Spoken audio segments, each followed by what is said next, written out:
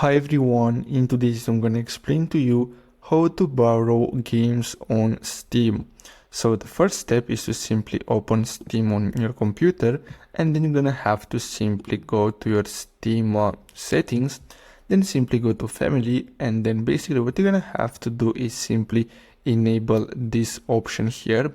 Now keep in mind that the person that wants to borrow you their games, they need to have this option available too, and basically you need to use the same computer in order to borrow games. So basically, after you enable this, what you're gonna have to do is simply go to library, and then you're gonna see their games here, and when you right click on them, you're gonna have the option to borrow. So simply tap on that in order to request access to that respective library, and basically that's all you have to do in order to borrow games on Steam. So I really hope you found this video helpful.